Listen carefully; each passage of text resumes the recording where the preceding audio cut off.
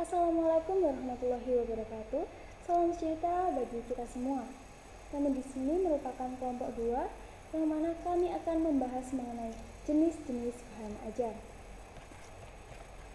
Nah, di sini kami akan memperkenalkan anggota kelompok kami. Yang pertama, Salsabila Putri Alim, NIM 003, Dwi Arituni Sueni, NIM 004, dan saya sendiri, Andini Dewi Lestari, NIM 018, Salsa Putri Sabrina, NIM 039, dan yang terakhir, Muhammad Rois Nizam, NIM 040. Ya, langsung saja ya. Yang pertama, kita masuk ke materi. Yang pertama ada modul. Nah, apa sih modul itu? Nah, kita beralih kepada pengertian modul. Modul diartikan sebagai alat atau sarana pembelajaran yang berisi materi, metode, batasan-batasan, serta cara mengevaluasi yang dirancang secara sistematis dan menarik untuk mencapai kompetensi yang diharapkan sesuai dengan tingkat kompleksitasnya. Nah, di sini ada karakteristik modul. Yang pertama ada self-instruksional, yang mana modul seorang peserta didik mampu membelajarkan diri sendiri, tidak tergantung pada pihak lain. Yang kedua ada self-contained, yang mana seluruh materi pembelajaran dari satu unit kompetensi tersaji di dalam satu modul secara utuh. Nah, materi di dalamnya memberikan kesempatan kepada peserta didik secara tuntas. Yang ketiga ada stand-alone, yang artinya modul tidak tergantung pada sumber atau media lain. Keberadaan modul itu tidak harus digunakan bersama-sama dengan sumber atau pembelajaran lain. Dengan menggunakan modul itu, pengguna atau peserta didik tidak perlu menggunakan media yang lain untuk mempelajarinya. Lalu ada adaptif, yang mana modul perlu memiliki daya adaptif terhadap suatu perkembangan. Oleh karena itu, isi modul tidak boleh kaku, harus memberikan ruang-ruang untuk menambah, menyesuaikan, mengganti, ataupun memperkaya dengan materi kegiatan pembelajaran lainnya. Lalu yang terakhir, karakteristik modul itu adalah user friendly, yang mana modul hendaknya memperhatikan pula kepentingan pemakainya. Setiap tugas, petunjuk, serta informasi yang tersaji di dalamnya harus berorientasi pada minat dan kebutuhan pemakainya, yang mungkin sangat beragam.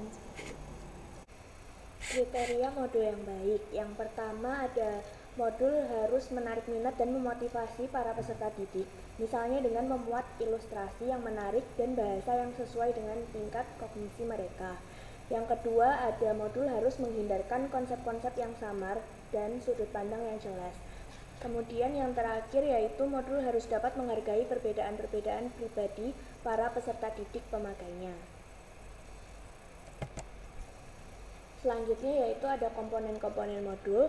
Menurut Mager 1995, komponen-komponen penting sistem modul dalam sistematika berikut. Yang pertama yaitu deskripsi materi ajar secara menyeluruh, tujuan pembelajaran yang akan dicapai, selanjutnya manfaat dan kerelevansian, dan yang selanjutnya ada contoh kompetensi yang akan dimiliki setelah mempelajari modul.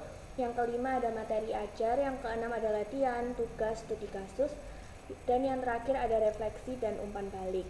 Kemudian menurut Fembrianto 1985, yang pertama ada rumusan tujuan pengajaran, yang kedua ada petunjuk untuk pendidik, yang ketiga ada materi kegiatan, yang keempat lembaran kegiatan untuk peserta didik, yang kelima kunci lembaran kerja, yang keenam lembaran evaluasi, dan yang terakhir ada kunci lembaran evaluasi.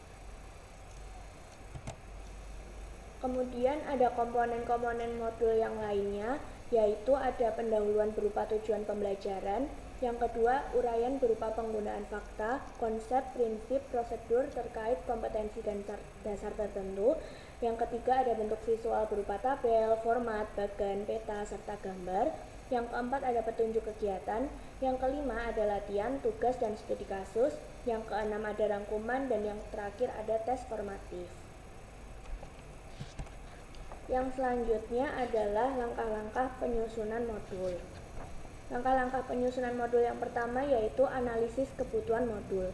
Analisis kebutuhan modul merupakan kegiatan menganalisis kompetensi dasar pembelajaran beserta indikator-indikatornya untuk menentukan pengembangan isi modul. Yang kedua ada penyusunan draft. yaitu proses penyusunan dan pengorganisasian materi pembelajaran dari suatu kompetensi atau indikator-indikatornya menjadi satu kesatuan yang padu dan sistematis. Yang ketiga ada pengembangan modul, yaitu kegiatan utama dalam rangka menjadikan modul secara utuh dan lengkap berdasarkan draft yang sudah disiapkan sebelumnya. Dan yang keempat ada validasi, adalah proses permintaan persetujuan atau pengesahan dari seorang atau beberapa ahli dengan harapan modul itu dapat memenuhi standar ataupun kualitas tertentu berdasarkan sudut pandang ahli itu sendiri. Yang kelima ada uji coba, yaitu kegiatan penggunaan modul pada peserta terbatas untuk mengetahui keefektifan dan kebermaknaan bagi peserta didik sebelum modul tersebut digunakan secara umum. Dan yang terakhir ada revisi, yaitu perbaikan merupakan proses penyempurnaan modul setelah memperoleh masukan dari kegiatan uji coba atau validasi. Terima kasih. Di sini saya akan memaparkan tentang lembar kerja peserta didik atau LKPD atau LKS. Pengertian dari LKPD atau LKS. LKPD merupakan bahan ajar yang berupa lembar kerja atau kegiatan belajar peserta didik, di mana LKPD berisikan uraian pokok materi, tujuan kegiatan, alat atau bahan yang diperlukan dalam kegiatan, dan langkah-langkah kerja, serta latihan soal. Sedangkan LKS merupakan bahan ajar yang paling sederhana karena komponen-komponen utama di dalamnya bukan uraian materi, melainkan lebih kepada kegiatan yang dapat dilakukan peserta didik sesuai dengan tuntunan KD dan kurikulum pembelajaran. Lalu adapun fungsi dari LKS itu sendiri. Yang pertama, LKS berguna sebagai bahan ajar yang menuntun peserta didik untuk mendalami materi.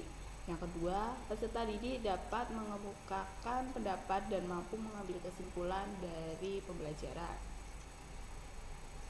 Yang ketiga, meningkatkan keaktifan peserta didik dalam proses pembelajaran. Dilihat dari fungsinya, LKS dapat dikelompokkan menjadi dua jenis, yaitu yang pertama LKS eksperimen. LKS ini tersusun secara kronologis, berisi tentang prosedur kerja, hasil pengamatan, serta latihan soal. Lalu yang kedua adapun LKS non-eksperimen. LKS ini berfungsi untuk membantu peserta didik dalam memahami atau mengkonstruksi suatu konsep, prinsip, dan prosedur tertentu dalam pembelajaran. Oke, selanjutnya ada kriteria LKS yang baik. Yang pertama ada menekankan keterampilan proses kegiatan sistematis dan terperinci. Yang kedua ada menyajikan kegiatan yang bervariasi. Yang ketiga ada berisi kegiatan yang terukur. Yang keempat ada mengoptimalkan dan mewakili cara belajar peserta didik yang beragam. Yang kelima ada memiliki kesesuaian konsep. Keenam ada menyajikan sejumlah kegiatan. Ketujuh ada mendorong peserta didik untuk mengaplikasikan buku teks. Yang kedelapan ada menggunakan bahasa yang mudah dipahami peserta didik. Dan yang sembilan ada menampilkan ilustrasi menarik dan tata-tata yang baik. Selanjutnya ada langkah-langkah menyusun LKS. Yang pertama ada analisis kurikulum untuk menentukan materi. Yang kedua ada menyusun peta kebutuhan LKS. Ketiga ada menentukan judul atau subjudul LKS berdasarkan KD. Dan yang keempat ada melakukan langkah penulisan. Yang selanjutnya saya akan menjelaskan mengenai handout. Untuk pengertian handout sendiri yaitu berarti informasi atau surat lembaran. Dalam KBBI, handout merupakan rangkuman dari beberapa sumber lainnya. Handout merupakan bahan ajar yang berfungsi untuk mendukung, memperjelas, dan memperkaya bahan ajar utama. Lalu ada 5 fungsi handout, yaitu yang pertama, membantu peserta didik untuk tidak perlu membuat catatan tambahan.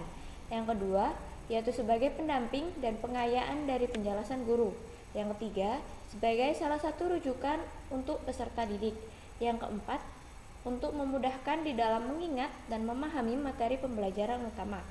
Yang terakhir, mengatasi kekurangan paparan materi yang ada pada buku utama. Selanjutnya, ada 3 bentuk handout, yaitu yang pertama dalam bentuk catatan.